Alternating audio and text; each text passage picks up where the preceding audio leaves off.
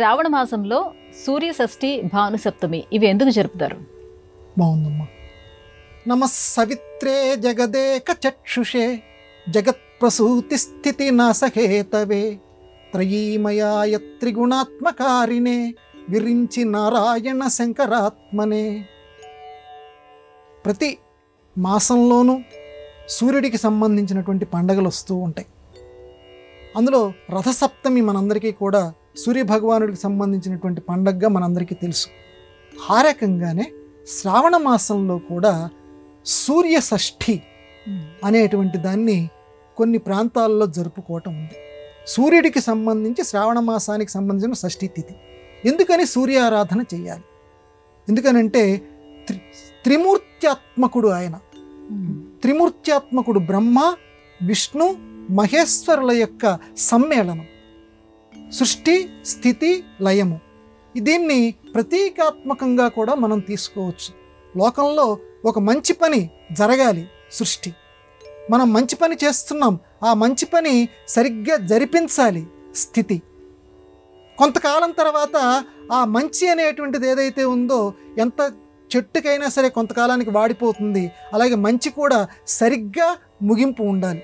కార్యక్రమం ఎంత గొప్పగా ప్రారంభించావో అంత గొప్పగా ముగింపు కూడా దానికి ఇవ్వాలి. అది లయం.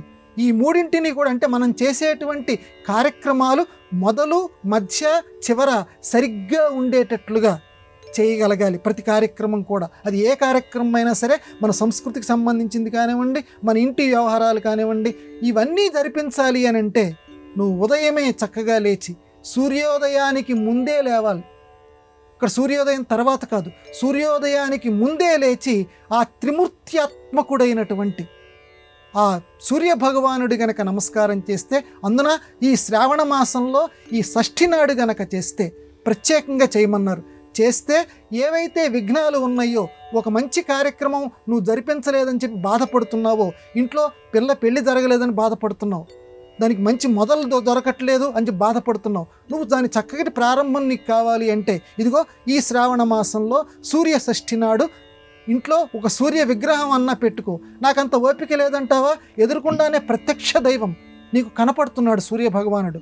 ఆ సూర్య భగవానుడికి నమస్కారం చేసి నీలో ఉన్న కోరికను చెప్పుకొని ఈ శ్రావణ మాసంలో గనక పూజ గనక చేస్తే, అందున ఈ సూర్య షష్ఠి నాడు గనక చేస్తే, ఎందుకంటే సూరయతి ఇది సూర్య, ప్రేరేపించేటువంటి వాడు సూర్యుడు.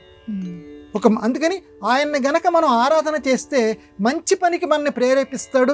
మనకి ఏదైతే అడ్డంకి ఉందో అడ్డంకిని తొలగించి వాడి మనస్సులో కూడా ఒరే వీడి పని చేసి పెడదానరా అని చెప్పి ఎదుటి మనిషిలో కూడా ఆలోచనని కలిగిస్తాడు సూర్య భగవానుడు. అందువల్ల ఈ శ్రావణ మాసంలో సూర్య షష్ఠి నాడు సూర్య ఆరాధన, అమ్మవారి ఆరాధన ఎలాగూ చేస్తాం, సూర్య ఆరాధనని ప్రత్యేకంగా చేయమన్నారు. చేసి అందరూ కూడా ఈ లోకంలో మంచిని పొందెదరు గాక.